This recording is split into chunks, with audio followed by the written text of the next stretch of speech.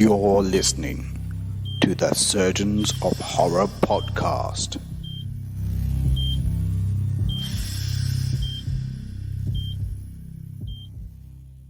Hello, welcome to the Surgeons of Horror podcast. Its purpose is to look into the horror films, dissecting them one screen legend and franchise at a time. Our podcast subject for this episode is around the Killer Dolls franchise. Dolls.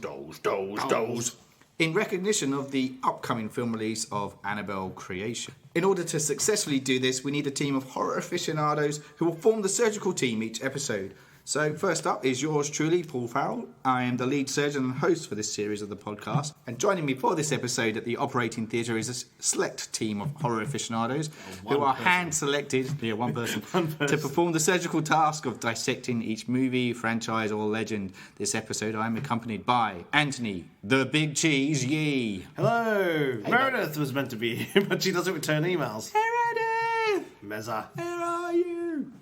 Amy. Hi, hello. Hey, how's it going? Good. How's it going with you? I'm all right, mate. So like obviously I thought rather than talk primarily about Annabelle, because we've spoken about The Conjuring and The Conjuring 2. Yes. And the next logical step in that kind of franchise would be to talk about Annabelle. But because it's so shit, I thought I'd open up the umbrella a bit and just talk about killer dolls in general in the movie horror industry. Wait. What? Go on, what? Just to clarify. Yeah. Do you not like Annabelle the movie? Well, let's just say it's pretty turdish. Yeah. I rewatched it again lately, and it improved a bit, but not by much. Yeah.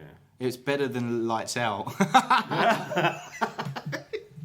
That's where my head was going. I was like, oh, right. God. I remember Annabelle being really crap, but no, not really. Lights Out was worse. So Annabelle was one of the movies. I think I've said this before. This is not apropos to nothing, but in 3 James Wan-ish films. He didn't direct Annabelle; he produced it. Yeah. I think Dead Silence is one. Annabelle's another one. The other one was the one with the woman Molly.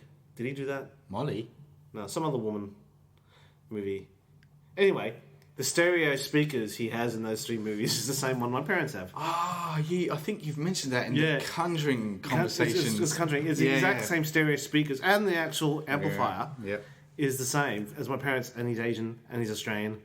I just think that's really fucking weird. I reckon, is that just... unique to my life. I'm going to be careful here because it's a sweeping generalisation. They have the same stereos.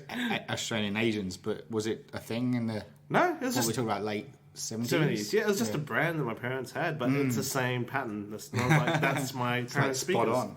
How really fucking weird. And this Annabelle had that same stereo. Yeah, cool. Yeah, that's weird.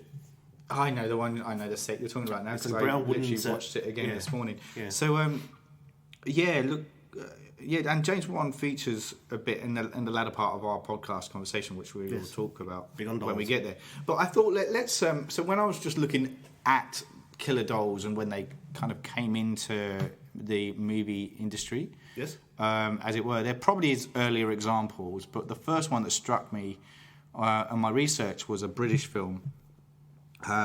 Called Dead of Night. It was released in 1945. Oh wow, nice. It's a British anthology horror film. Yeah. It was made by Ealing Studios, who were more famous. renowned for their comedy stuff than their drama. Although they did venture into stuff like. Did they do Star Wars? Star Wars. Ealing, or was it the other one? Ealing. Ealing Studio. They might have. Alec Guinness was heavily associated with Ealing Studios. Yeah. He did the Lavender Hill Mob and the Man in the White Suit.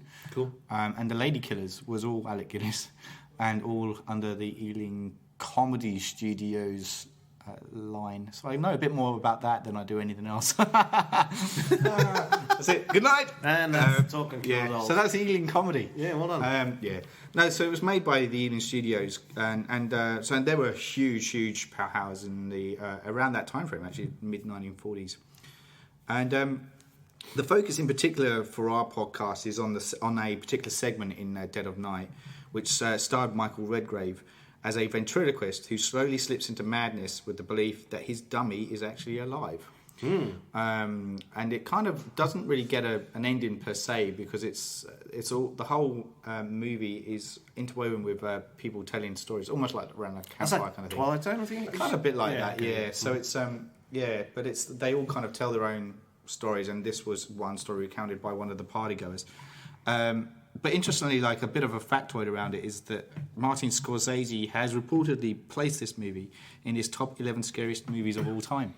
Obviously, whatever you see as a scary movie as a kid, that's going to have an impression. I think so. I think that's the thing. Like, it's dated for sure. Yeah. But I think, for an example of what we're talking about here today, Killer Dolls, and a lot of the early stuff there's a lot of dummies and stuff that are the ones that have come to life and the common theme is that they're all possessed in one way, shape or form. Yes. Seems to be the thing that happens. It's not just a case of a doll going, all right, it's again. I think I'm going to stab you in the nuts.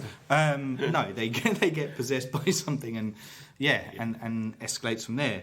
But the interesting thing about Dead of Night is that we're never quite sure of whether it's in his mind or not. So it plays on that whole the madness, or is it the dummy, or is he generally a bit? So that was that one, and then the next one I'm going to look at is a film called Attack of the Puppet People, which was released in 1958, and it takes on a very different tact. It's heavily entrenched. Go on, what were you going to say? It feels like if the Muppets went horror. That's the title I choose. Yeah. Attack of the Muppet People. Attack of the Muppet People. You fucking Muppet. Waka waka waka. Yeah. Look, this one, as I said, it takes on a very different tact to Dead of Night. It's entrenched in the sci-fi B-movie kind of trope. Similar vein to the Land of the Giants. I don't know if you remember. I remember the Land of the Giants. So, it's basically small people. Right. And the puppets. And, kind of. So what it is there's an unhinged doll maker. Yes. And he discovers a way to shrink people and add them to his living doll collection. So it's a bit like Wax. But House of Wax. Yeah, that's exactly right. But in this instance, he shrinks them and he keeps them alive. It's directed by Burt I. Gordon, and the said doll maker, played by John Hoyt, he suitably hands up the eccentricity with, I put here, Vincent Price-esque overtones. It's very much 1950s, and I would say, like, if you happen to look at the poster of this film, it's slightly it's a misconception of what the film's about. Like, I think there's lots of people running, and there's a giant dog barking at them from memory. Yeah. The dog in question only comes at like the last few minutes of the film, and it's actually only barking at two of them. Is that a bit like the poster to Halloween 2 or something? Was a bit misleading, or I think so. Yeah. It has Jamie Lee Curtis or something in it. What was that poster one? for something where the poster has nothing to do with the film? Yeah, no, that wasn't Halloween 2. It was at the Fog. Oh, was it? Yeah, the Fog, where she's holding Jamie Lee Curtis is holding back the door. Yeah. And you kind of go, oh my god, what's by the door? Never happens. And no, it doesn't happen. Yeah, cool. It's like we used to podcast around Hammer horror films, and one of the ones did we get around? Yeah, we did speak around it. It was I want to say Revenge of Frankenstein, and it's Peter Cushing. Oh no, it's not. It's Frankenstein created woman, and Peter Cushing's holding this kind of semi-clad woman. And it's not in the movie at all. It was a publicity shoot. Yeah, right. Essentially, and they went, "Oh, that's a really cool shot. We'll go with that." Yeah, but it doesn't actually happen. I mean, like, whenever producers think they won't notice, I always think of because I was rewatching, because I'm just going to talk about something I watch because I don't see these puppet movies, but I was rewatching the Battlestar Galactica, the remake, the pilot episode. It's really good. It's 10 years old, almost 10 years old. Oh, serious? No, it was 2012, so not 10 years old, but almost there. Nearly. 5 years, half a decade. But it was kind of groundbreaking at the time. Such a good series. And then I ended up online watching a documentary about the original 1978 Battlestar. And how that was groundbreaking for its time. But as a kid, even I remember they used to recycle the special effects shots. Yeah. So badly. Yeah.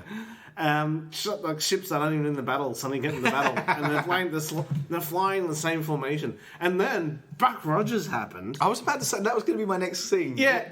How do you view Buck Rogers in? Because Buck Rogers would recycle Battlestar Galactica fighter footage in their battle scenes because they were like really not giving a fuck at that point. Or the sausage factory aspect of what they were doing was just killing them.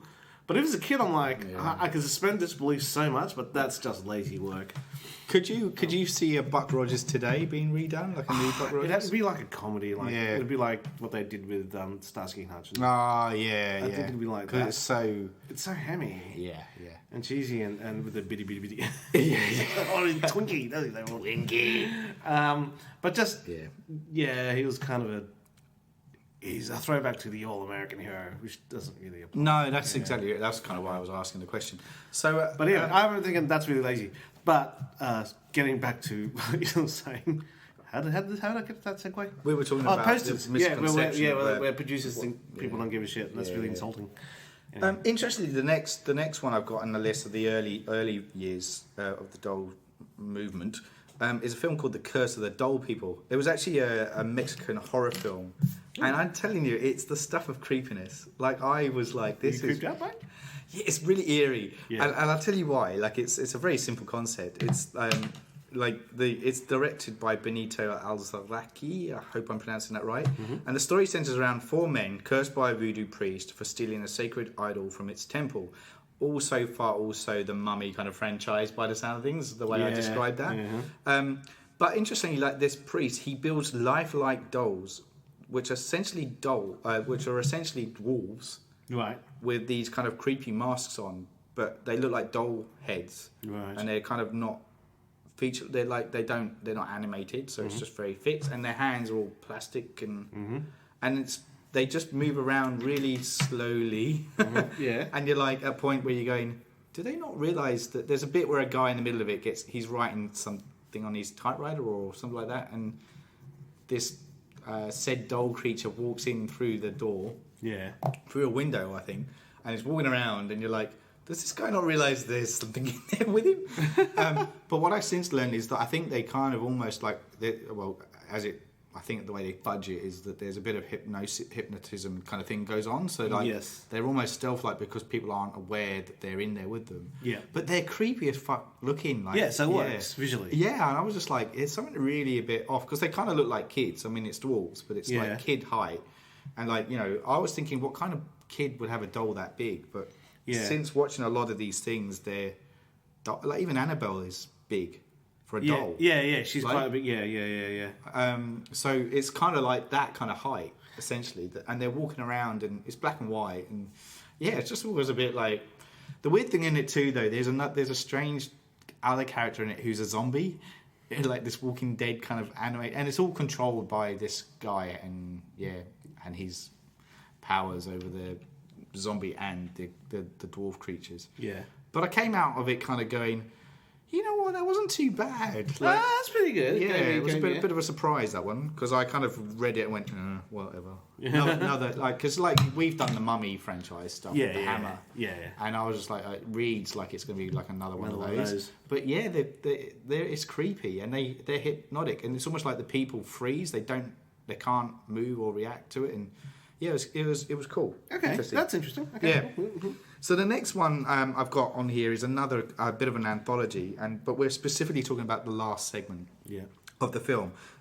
It's a film that was called Trilogy of Terror. Came out in 1975, and the segment in question is called Amelia. Now, I know you've seen a little bit of this, so you kind of get an idea of where I'm going with this. Yeah. But the final act of the movie, as I said, is called Amelia. It features Karen Black, and she's pretty much in every segment of the film. Yeah. And she this time she's a woman trapped between pleasing her mum and the new relationship she has. And it's a performance that really relied solely on her to carry it out because there's no other characters in it. Yeah. Except perhaps this Zulu kind of doll figure that she buys. Yes. And she buys it because her new love interest is an anthropologist, and she thought, this is an interesting artifact. I will buy this creepy little doll thing. But you know, it's a bit of a throwaway line. But like, she's talking to her mum on the phone, and she kind of says, apparently, if you break the charm that's around its neck, the spirit of the warrior that it's based on will kind of take over it, essentially. And as it transpires, that happens. She accidentally breaks it without realizing. And then when she comes back, the doll's missing, and then she tries to find it, and then the doll kind of comes to life. It kind of reminds me a bit like Gremlins. Okay, that's sort of, it's really tiny. It's an actual doll size. Doll size, yeah. And it kind of runs around, kind of, yeah.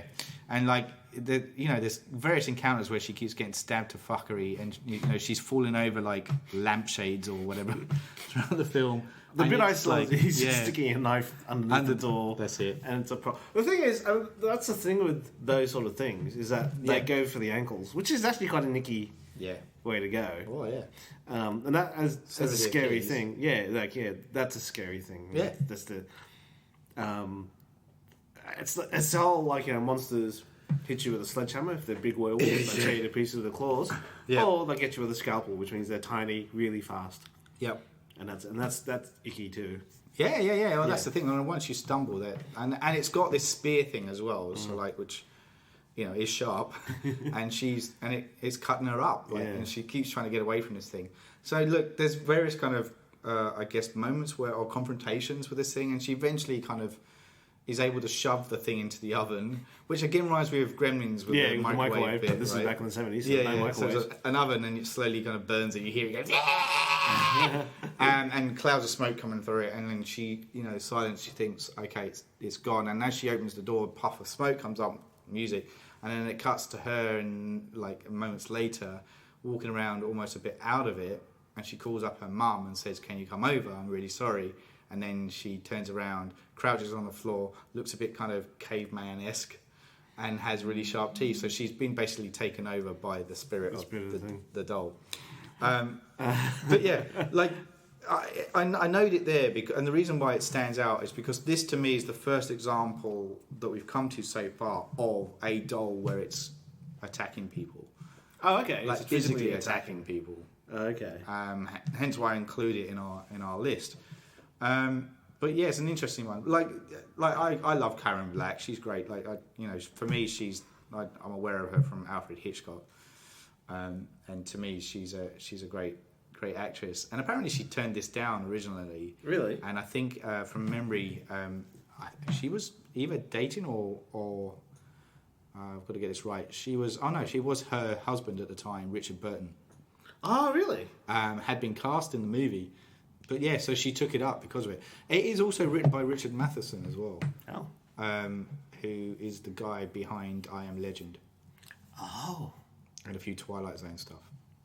From the bit I saw, it's a doll, like a doll that you'd buy from a shop, and it's a stagehand going, just out of shot. Yeah. So it is funny. It comes across as humorous. Yeah.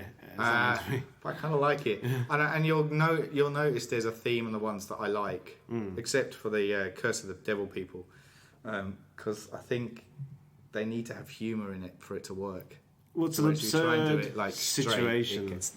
Now, a good example for me, taking it to modern times, is when Angel had that episode where they're possessed by puppets. Ah, yeah. The Buffy universe it has a comedy edge to it. Yes. And so it fitted perfectly within it. But it was a brilliant episode where they all suddenly become felt puppets. It was really, really funny.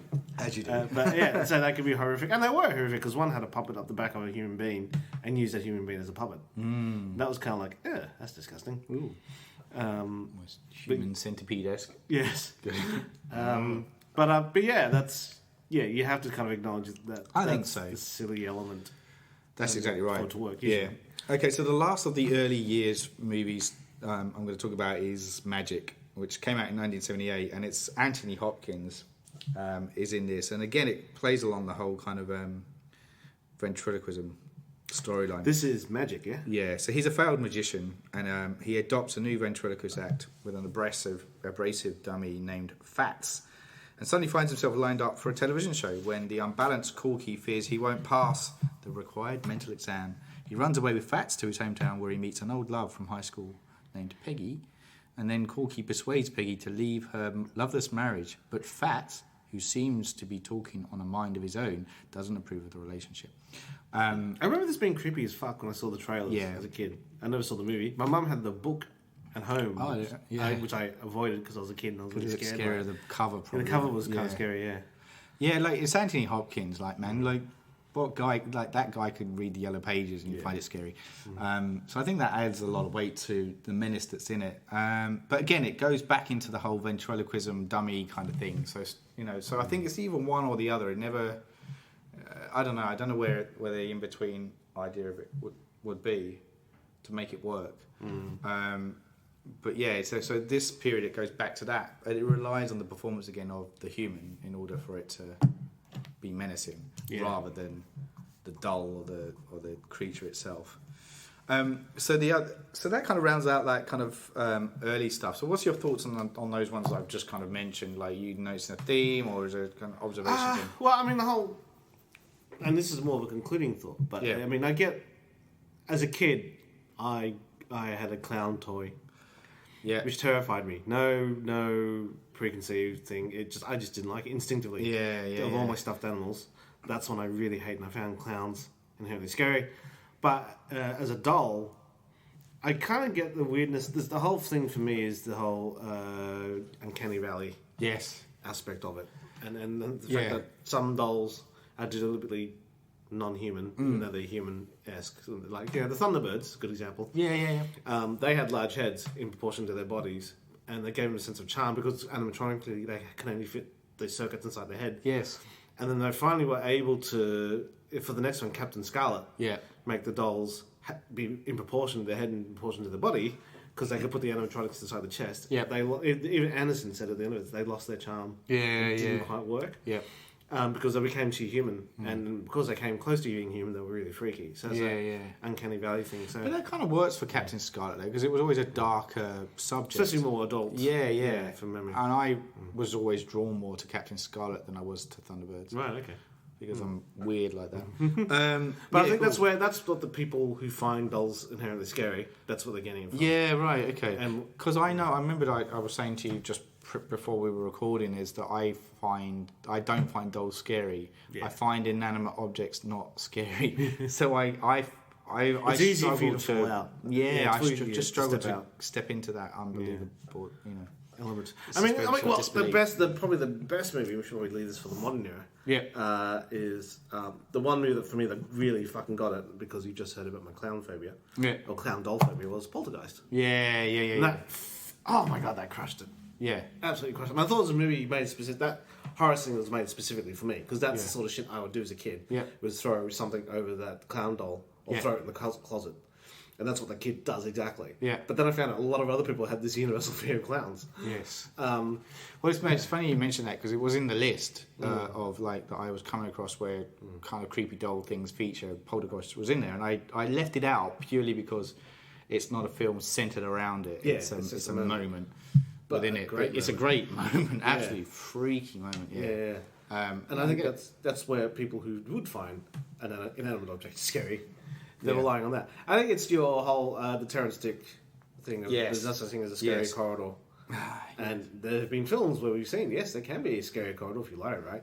So, but I think it depends on how you feel to it. For me, we were talking about how the thing is, if they're lit flat like that Valley of the Dolls movie, it's lit pretty straightforward. So it looks like a stagehand waving a doll about. Then you look at something like The Boy, which again we'll talk about this. We'll get to that. They use lighting very cleverly. To try and give him an inanimate thing presence. Presence. That's right. And I guess that's what I wanted, because we definitely see that journey. Because at this point, as I said, they're all kind of very straight up. They either come across these B movies, or they're lit in a fashion where it's trying to make it scary, and I find that really hard. Like the next section I'm calling the Chucky era, and there's a reason for that, which I'll get to in the second movie. I'll talk about within that era. But the first one I'm going to mention was a massive failure. It was a film called Dolls, and it was in 1987 by Stuart Gordon. So he's the guy behind Reanimator, and I'm a huge Reanimator fan. Love that film. And it's basically set around a group of motorists, and there's one young girl called Judy who's got this kind of overbearing father and like this evil queen, kind of a stepmother. And there's this kind of businessman also named Ralph, and they become stranded in a spooky mansion during a typical thunderstorm.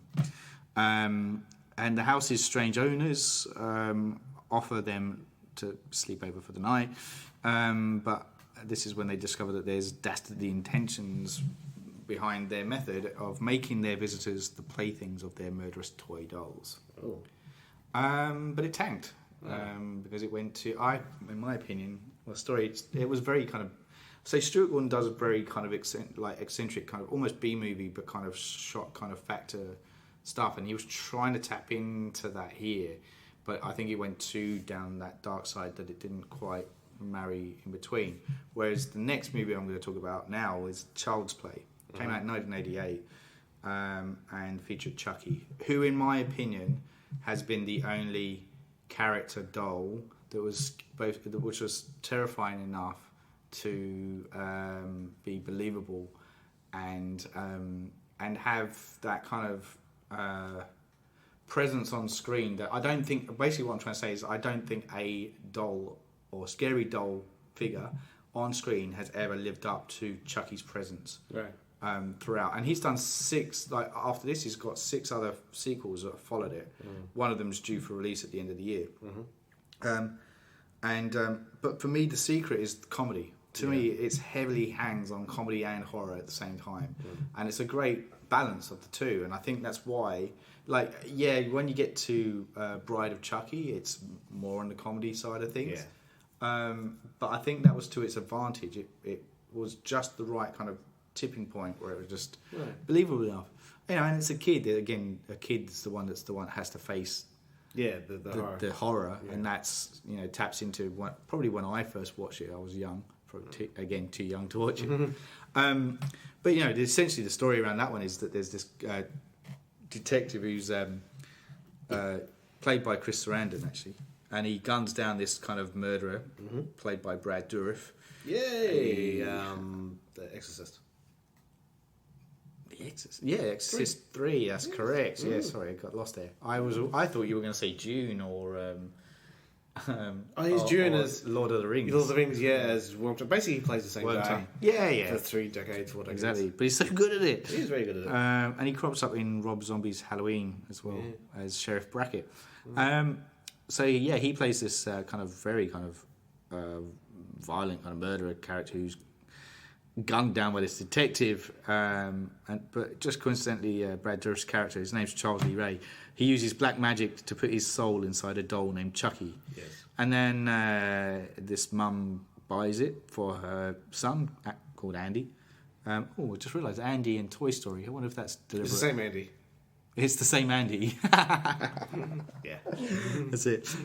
So then but then Chucky kills Andy's babysitter in a great camp way, and that's when he realises that the doll is alive, and he's trying to warn people, but instead they institutionalise him. That's why Paul liked it. Yeah, take it. Yeah.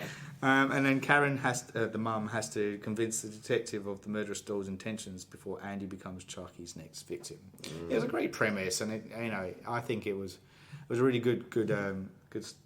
It just was captivating enough, and as I said, that kind of right side of men, because people talk about, again, because it's got franchise attached to it, but people talk about iconic characters in horror films, and you automatically get your Jasons, your Michael Myers, your Leatherface, and Freddy from A Nightmare on Elm Street, and then when you start going beyond that, Chucky does get mentioned because he's had such a big impact on the film franchise. So the last 2 films I'm going to talk about within this Chucky era, there's The Puppet Master, which came out in 1989. This has had 12 sequels. Shit, really? Yeah. Which is crazy. I remember the first one, but I don't really remember much about the sequels. Yeah. One of them is actually a crossover with the second film that I'm going to talk about, which is Demonic Toys. Right. And it was called Puppet Master versus Demonic Toys, and it stars Corey Feldman. Hey, good old Corey. But in Puppet Master, it's basically about this guy who has a psychic who descends on this inn pub, and they discover that their friend, who's called Neil, has committed suicide. But as the gruesome visions continue, they then sense that there's something sinister afoot, and they find themselves hunted by a band of homicidal marionettes created by a twisted puppeteer called Andre. And they discover, it's quite menacing and vicious to it. And as I said, there's been numerous sequels followed it. I think one of them's got Donald Sutherland in it as well, from memory. Cray. And then Demonic Toys, as I said, kind of almost piggybacked along with it. That came out in 1992, and it's had 3 sequels in its own right as well. This it kind of just centers around like these 2 kind of gun runners and a pregnant policewoman who are trapped in a warehouse with these big bad toys that come to life. Mm-hmm. So again, kind of this, it was starting to get into like the kind of like camp, kind of horror territory, with a bit of menace, bit of humor infused within it. I've never seen this film. Demonic Toys? No, Puppet Master. Oh, dude, you got to watch it. Right, yeah, Hilarious. I've never heard of it. Yeah, cool. So that kind of rounds out that period, and obviously, like at the top of that kind of pyramid is Chucky, hands down. Mm-hmm. And I think he kind of set the tone for the Killer Doll kind of movies. Yeah. And that's the reason why we get lots of these kind of franchises that are born, like Puppet Master, Demonic Toys, carbon copies of this kind of thing of like toys coming alive, menace. And this goes on for quite a while, like all these franchises, before we get to what I'm calling the final act, which is your modern Killer Dolls. Right. And the one that started it was Deadly Silence. Yes, pioneered by James Wan. The one and only Wan. And it's important because he's the person that took it and twisted it into like a modern story. Yeah. And then there's elements. I mean, like we said before, he's very good at doing like the puppets and creating these kind of scary... He has a specific look that seems to have scarred him from his childhood because he carries it over in every one of his films. Yeah. Because you don't have to have a puppet. You could be a scary woman. Yes. With white face, running mascara, but a line down that connects the outer part of your lips down to your jaw, so it looks like you have a puppet jaw. Yeah. He's really got that sort of look, and Deadly Science was the first one to really go nuts with it, but it came up again in not the Conjuring, the one with the Insidious. Insidious, yeah, it came up in Insidious an awful lot, and it comes up in these other films. Saw, like Jigsaw has Jigsaw has in Saw, which was the first one he did, yeah, that's true. My bad. Yeah. Right. Did Silence come before or after? Saw. Yeah, or Saw was first. 94. And when was Dead Silence? It was later than that. Saw was 2004. Yeah, right. And then Deadly Silence was 2007. Okay, well there you go. But then Jigsaw is not. He wasn't heavily featured in it, other than the video shots. Of, just things. the Like he never really. Yeah.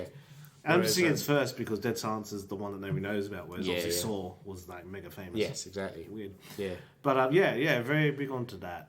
The puppet. And they're gonna have. I remember that the twist of the story is that the Australian actor Ryan from Home and Away, or if you really want True Blood, for the international audience out there, he's from Home and Away. Yeah.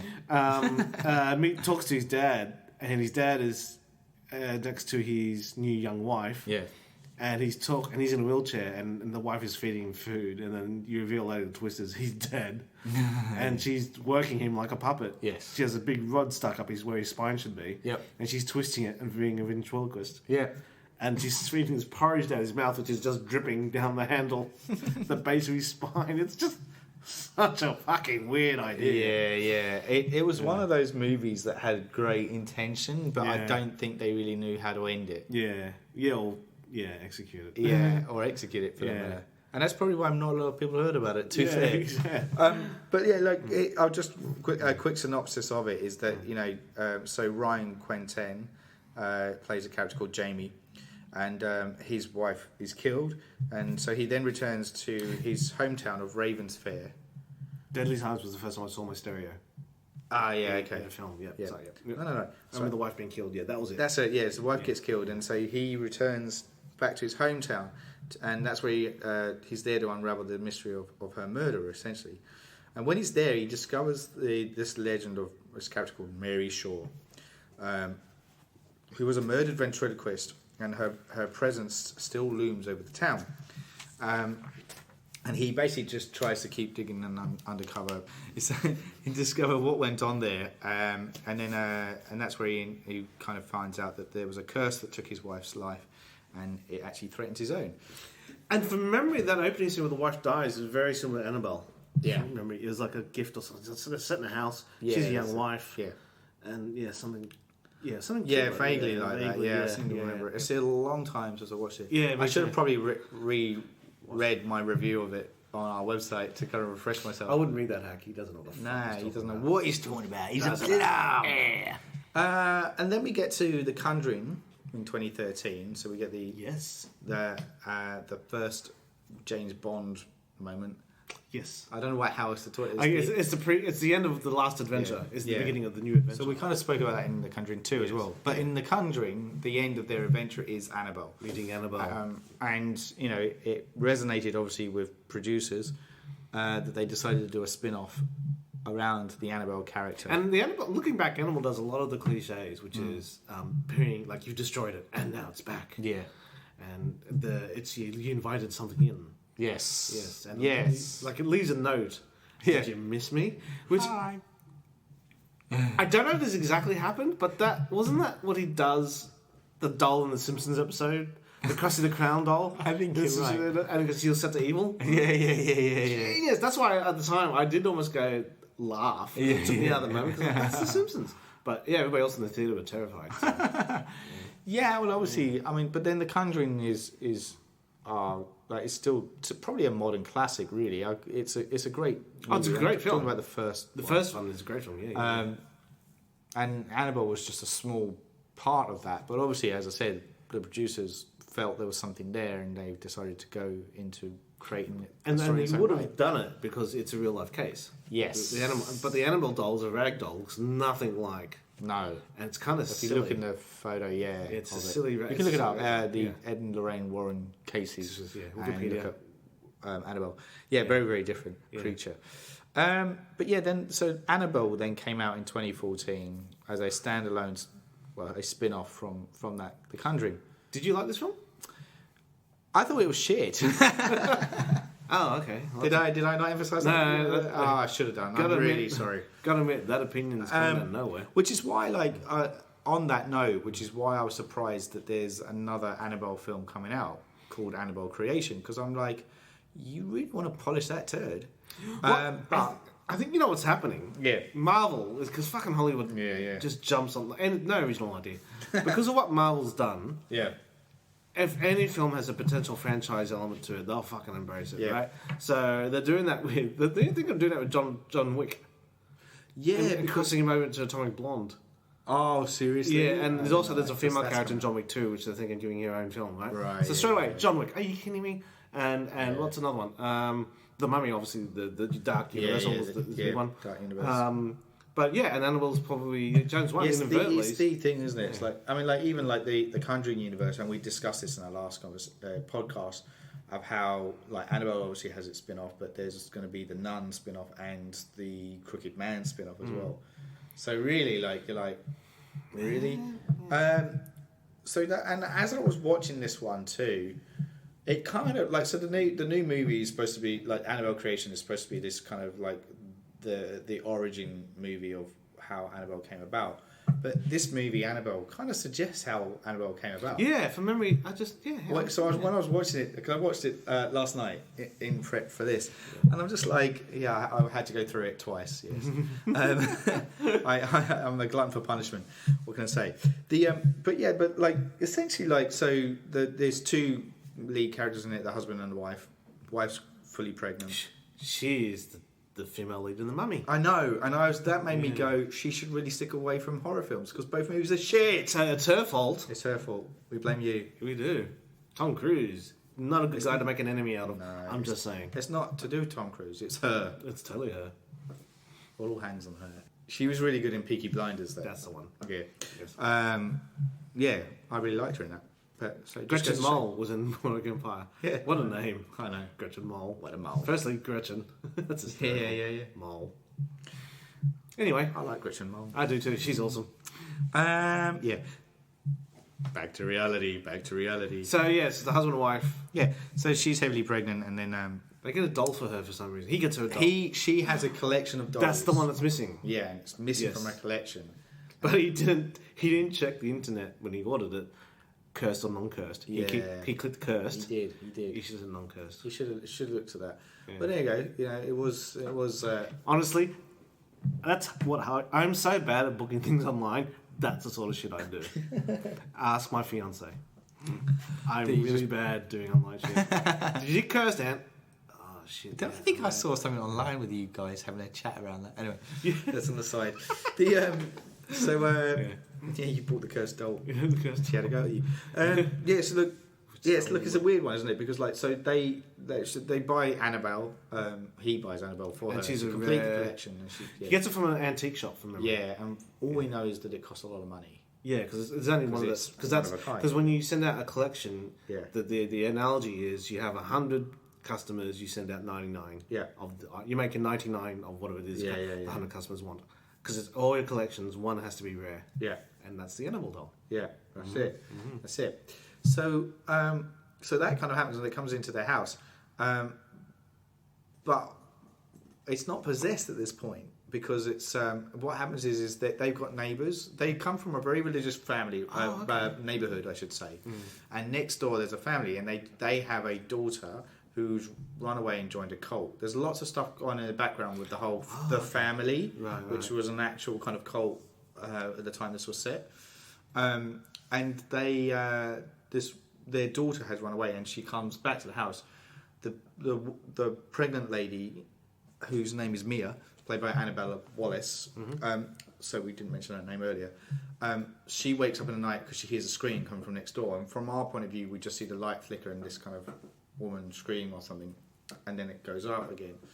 And then the husband, wakes up, goes next door to find out what's going on.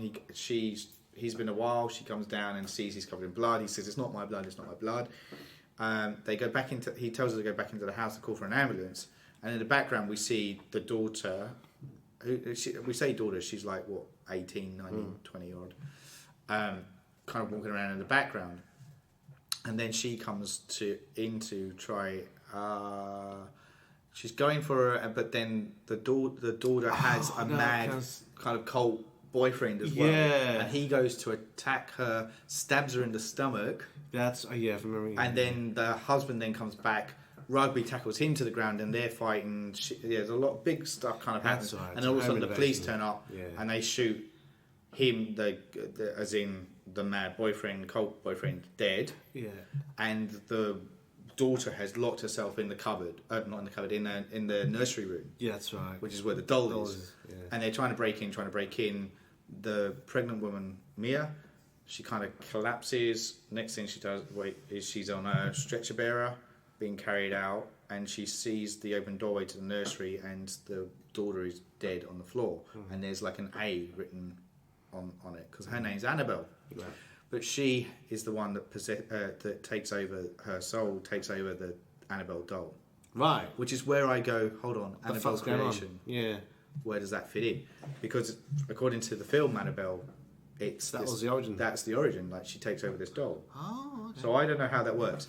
Anyway, so look, to kind of wrap the rest of the film in a nutshell as best we can, they end up like there's a fire in the house because things start turning on and they feel like it's been possessed. You know, the house is possessed. They move out because there's a fire in the house. The mother has the baby. Everything's okay. She has the baby, and they decide to move out and go to their own apartment. And but moments before the fire takes place, before they move out, she tells the husband to get rid of the doll because the daughter was holding it when she's killed. Yeah. And she connects the two naturally, and the husband actually throws it in the bin. So anyway, the fire happens. They move out of the house. They go into this kind of like New York apartment. Kind of reminds me a bit like Rosemary's Baby in the way it's set up. And when they move in, that's when weird stuff happens. But as they're unpacking the boxes, the last box they unpack, the doll's in there. Yeah, I remember that. And so she decides to keep it, even though she said originally she didn't want to. There's another kind of like the husband's very religious. He tries to get her to go to this church. She's feeling a bit like anti, doesn't really want to connect with that, but she does interestingly connect with a bookstore owner who's very spiritual minded, and it comes out that she has a background where she fell asleep at the wheel and had an accident, and her daughter, Yeah. 18-year-old daughter, was in the car with her and died. And she tried to kill us. The mother tried to kill herself, but she claimed her daughter came to her and said, "Your time's not right yet." Yeah. So there's an important reason why I say that, because it comes later Later on. in the movie, yeah. So like all this anyway. So all this crazy stuff starts happening in the apartment, and then eventually, there's a demon that kind of surfaces, starts stalking her through the town. Like there's some kids, the apartment. There's these kids that have that do these drawings of like premonitions of the baby being run down by a garbage truck. Oh yeah, And things like that. So like there's weird stuff that happens, and eventually they get the priest who believes their story that this doll's possessed. He says he'll take the doll away, and he goes to take it to the church, and just before he goes in, he sees the real Annabelle spirit in front of him, and as he's walking in, he gets thrown out of the church doorway and onto the ground and has to go to hospital. And this leaves so the husband is a doctor, just happens to be waiting. That's on right. The priest, when he wakes up, priest says you need to go back to protect your family, and the husband's like, "What do you mean? Like, you said that the demon can't take the baby because the person has to offer their soul, and the baby can't because it can't talk." Yeah. And he said, "Yeah, the baby can't offer its soul," as in hinting that his wife can. Yeah. So then he has this kind of like mad rash. Mad rash. Has this mad rash. Can you Can't stop rash? scratching. Yeah, that's another film. Yeah. He has this mad rush to get back to the apartment, but all hell was broken loose at this point. And the spirits kind of come, scaring the fuck out of everyone. The friend that owns the bookstore has been shut outside, and they can't find the baby anywhere. And then the doll basically just says like, give her the soul.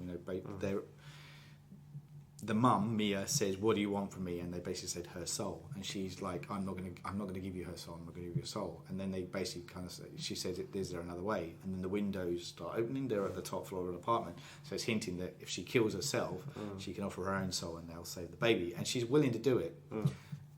If it means the baby being alive. The husband manages to break in. He convinces her to come down off the shelf, get down off the window shelf, and she's saying, "But it needs a soul. It needs a soul." At which point, the bookstore owner offers her own body, takes the Annabelle doll with her, throws herself out the window, kills herself. Then it does this thing like 6 months later, all is well, all is good. We're going to church. Everyone's happy. Everything's okay. But the Annabelle doll's disappeared. It's nowhere to be seen. The priest says, "Well, I just so hope that whoever encounters that doll again has the strength and resilience to overpower it." Wank. Yeah. And that's kind of it. Happy ending. Blah blah blah. And it leads into the next film. The kids, those three kids find it. The three. Yeah, actually, you're right. Sorry, it's the mum. It's one of the kids' mum goes into a store and sees it there, and she goes, "Oh, my daughter's a nurse." Yes. And you're like, "Oh, connection." Yeah, that's what it's going to be.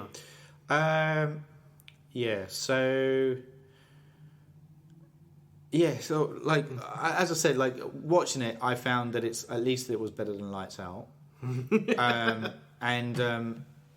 But like it was just so hammy in places, so forced. I was trying to do all the tricks in the book, but doing it all wrong, and Well, just a lot of the sacrifice cliches, and you knew that the mum, the woman that was going to throw herself off the ledge, was going to it's tricky. It's tricky. Like I said, The Boy for me. Yeah, so that's the next movie. So I'm happy if you want to talk around that. So that's Boy the last one of our yeah. discussions, and it came out in 2016. Yes, and it worked out because it was set up really well, because it was a human drama about the girl, the lead girl, the woman, Glenn's wife from The Walking Dead. Yeah, Lauren Cohen. Who plays Greta. Who's unrecognisable because she's not covered in grime and blood and zombie guts. Can I just admit something? I kind of like her, and I don't know why. Yeah, look, when you see her in this film, she's like, "Oh, you're hot. I've seen you before." But even like The Walking Dead, like, and I can't, because she's not, like, to me, she's not a glamorous looking woman. She's a handsome woman. But yeah, she is. But there's something about her that makes me go, and that's what kind of kept me going with The Boy, because there's something about her. She's got presence on screen, and I think that helps carry the movie. Like, Yeah. But like, But her story arc is interesting.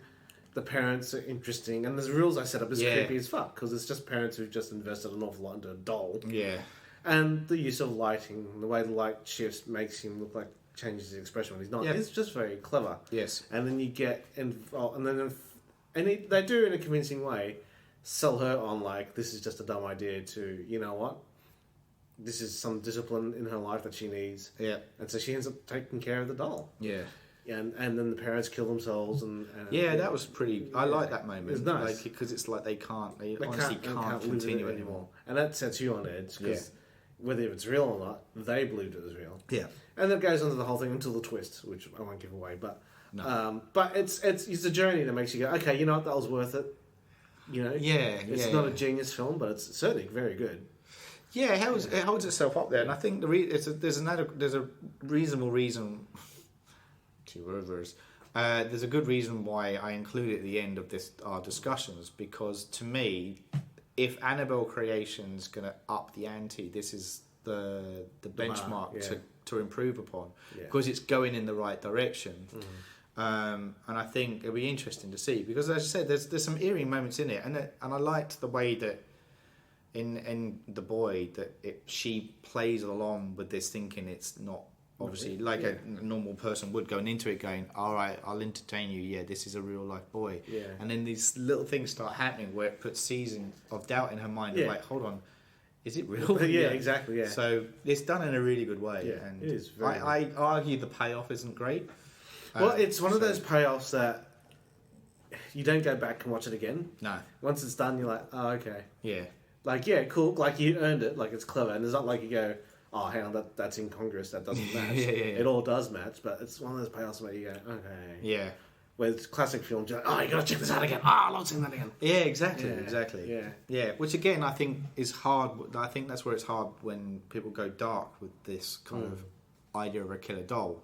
If you go that way, I find it's always hard to pay something off. Whereas the comedy, if it's got a little bit of comedy embedded throughout, it just kind of tips it in the right way where it can pay off for you. So let's go outside of movies. What did you make of the Autons on Doctor Who?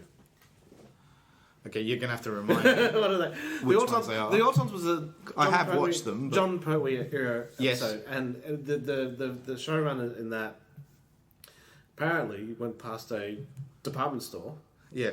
looked at the mannequins, and thought it'd be really fucking creepy if those things came to life. And they did. They're the Autons, of course. I don't need to look it up anymore. You just need to say the mannequins. Yeah, the mannequin. Sorry, the mannequin episode. And I remember as a kid thinking, "Holy fuck, that is really scary." They really were. And it was that whole Uncanny Valley thing. They weren't human, but they were mimicking human. They have no expressions. Expressions don't change. Yeah. And as human beings, we take an awful lot of communication ticks off another person through their expressions. And if you don't have one, it's really unsettling. So, as an episode, it was scary as hell. Yes. It's the reason why Russell T Davies wanted to open up the new series with that one, the Autons and not the Daleks. Didn't work. No. But get it, because I tried to play it interesting enough. I thought they tried to be too funny with it. And, you show off the hand and you hit him with the hand. And, is that how with the plastic stuff as well? The thing plastic that comes to Mickey? life. Yeah, plastic comes to life. And, that was a bit wanky. Yeah. But the original concept of it, I think, works with the John very much Pertwee era, because, and also like I'm kind of, you're going to probably wonder where my logic's gone from here, but I'm also reminded of that series, The Boy from Space. Do you remember that? Did you ever get that? No. So British people would, and there's a boy, the boy from space, he's an alien, and the kids kind of encounter it, but he's got this kind of wicked uncle kind of character who is almost like no expression, and he was creepy as fuck. And I remember being really scared. And I would have watched The Boy from Space before I watched the John Pertwee's The Autons, but they kind of reminded me of that, even though they're they literally have no features in that. Right. And so I think I found it even more scary because it's lots of that man. It's kind of I do remember it being creepy, and I like the Pertwee era. The Pertwee, it is. Look, it's action doctor, action doctor. Yeah. It is a good era. It got overshadowed because Tom took over, and then Tom became the Yeah. But it is a good era. The other thing too, I would mention, we touched on it, House of Wax. Yeah. Now that's scary. Because Can you talk about the original? I am talking. I haven't seen the original. I am talking about Paris Hilton one. the Paris Hilton one. Despite Paris, the actual elements in Dead it, to me, man. the actual house itself, and having people encased inside, and the fact that they're set up in like everyday scenarios, that was creepy as fuck. Yeah, you're right. And the fact that they're dead effectively because you can't peel the wax off because it just tears off their skin. And that's all very creepy. As a concept, that works. Yeah, I like that too. Yeah. The film. Yeah, don't worry about Paris Hilton. The Weeping Angels on Doctor Who, back to the modern era. Again, a great insight for where Stephen Moffat saw gargoyles and that's great. statues and thought, hang on, that's really cool. Yeah. Even better because they're always because when you look at them, they don't move. They never move. And that's the thing that's great about it. Cause, And the really good thing about that is the actresses, they're not stone statues, they're actresses in grey paint standing still. Yes. That's the brilliant, they do a very good job. Yeah. Stone me, were they? Yeah. I'm going to cut that out, that's terrible. So as a concept, again, as an inanimate object, that worked, I thought. But you can't turn away from it. Is a good. But I guess the thing about those though as well is that there's with Doctor Who in particular, there's a rhythm and a pace to those episodes. Yeah. Like you're being pushed along quite quickly in that. So it doesn't fall into the typical horror trope where you have to build up suspension and that's true. So because it needs to, it's an episode. So you got to kind of keep it moving forward. Which is where I think it went wrong with, obviously, as we said, the opening up of the Autons in... Yes, the new one. And the thing is with that, they're introducing a new Doctor too, and a new companion, effectively. It was the reawakening of the Doctor. Yeah. So it was hard to judge that one because you're still kind of working out. Yeah. So, but then when they tried to repeat it with all the Santas later on, that was crap. Yeah, so that's... Yeah, exactly. So... Santa's a robot. Yeah. What do you think of the TV series Dollhouse, which has nothing to do with dolls? It has nothing to do with dolls, but it's brilliant. But the concept is interesting. I really liked it because it's just weird. Yeah, exactly. But I liked the woman in it, not the main one, the doctor one. Oh, Amy. What's her name? Anyway, I like her. I think she's cool. She's great. But the idea of using human beings as a blank slate and programming them. Yeah, which has been done with countless done times. In sci-fi. It's that's slightly different in the sense that it's not an inanimate object that's been brought to life. These are people that have been made inanimate. So do you think, as far as that show should have gone direction-wise, should they have brought some of that in? That would have been interesting. Yeah. That would have been really kind of interesting. A horror element. Yeah. Like pure horror. Yeah, I think so. Yeah. I mean, I would have watched that. Yeah. Even just to say it's shit, you'd watch it. I would. Well, you know what I'm like. I'll stick around and watch lots of shit things and then come out and go, yeah, that was shit. Annabelle being a case in point of watching that twice. But back to your conclusion. Yeah, look. So the overall arc of watching these, and that has changed, and it's changed because of the times that the stories have been told in. So like the early stuff was that very kind of, as I said, B movie kind of sci-fi horror element. Kind of liked the Mexican horror one of the Curse of the Doll People, even though it's heavily entrenched in that era. It's a Mexican horror too, and like Mexicans have made some really good horror films over the years. Yeah. And so I think this could be a good early indicator of that kind of style that they do. It's sinister, it was a sinister film. But then I said, then you kind of, it loses itself, as in the killer doll thing loses itself along the way, and it's not until Chucky comes around that there's a bit of menace thrown in. And yes, it's comical in places, but there's menace to it. You could argue that that's because of Brad Dourif's voice. But then it's not until James Wan comes along and sets tone, lighting, and pace to a thing where people will go, we could probably make dolls creepy again. Yeah. And I think that came into effect with The Boy, and that's why I'm kind of interested to see this journey as it continues. I think I'll definitely watch Annabelle too. Yeah, I think it's. and I've seen the trailer looks good enough. It's does. hard because trailers are made that way to That's the art. pull you in. But at the moment, the indicators look promising that it's going to be a good film, which will be interesting because again, it's like, I mean, I know you differed slightly on this, but the Ouija films, the first one was shit and the second one was marginally better. Yeah. And this might indicate that it could be in the same direction, that it could be better. I think you can only get better, but It's a new topic of films where the sequel is much better than the first. yeah, but it'd be interesting, wouldn't it? Yeah. To have a movie better than the first one. So It's happened a few times. yeah, But for me, it seems like these dolls. First, conceptually, there's one of two ways you go. One, is it in my head? yes, It's the psychological thing, like the magician Yeah. and the boy. Two, it's real, but they have to be possessed by yeah, somebody. exactly, yeah. Usually it's a person. So, Yeah. and then they run around doing shit. So, yeah, it's interesting. I think the look, how they look, has to be menacing because Yeah, that's the thing. if they're flat and just doll-like, it's dumb. Yeah. If they have some childhood trigger, like the clown and Poltergeist, Yeah. that works. Or you just like them really well, or have it, like the stylized look that James Wan Yeah. has with these dolls, that works. But if it's a Yeah. doll like that, yeah, straight, literally a doll, and you're trying to be menacing with it, it can be easily fall out to silly. Yeah. But so like for me, like I don't know, Annabelle doesn't look scary to me. I can see how she looks creepy. Right, because when it gets the grey paint as opposed to the Yeah, Like, I well, just it's, found- it's supposed to play from the little girl, like the red rum, yeah, like the little girl dressed, and she turns around and she's the size yeah, what of- she's wearing, I guess, but Yeah. I don't know. Just her face never really got me to go, oh, you're scary. Yeah, right. That's see it. Yeah, that's right.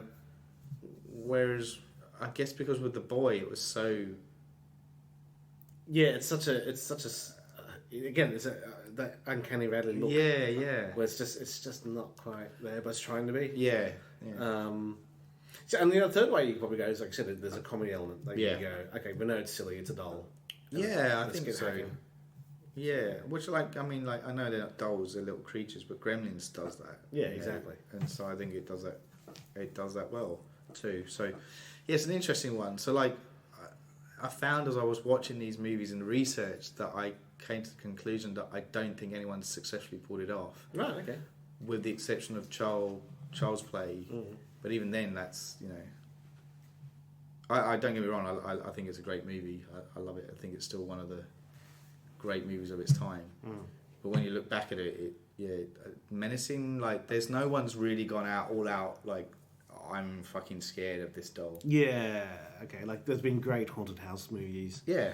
great vampire movies. Yeah. Yeah. Whatever. Well, that's the thing. Like, do you know what I mean? demon And it's movies. hard to find that one that go, oh yeah, that was fucking freaky. Yeah. That scared the shit out of me. So Yeah. there you go. That's my conclusion. Yeah. Okay. That's interesting. Cool. Yeah. But it'll be interesting to see, as I said, when Annabelle Creation comes out and see if that shakes that conception or not.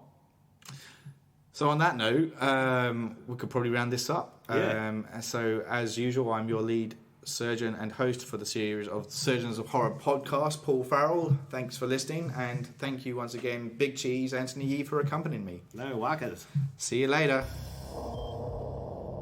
You're listening to the Surgeons of Horror podcast.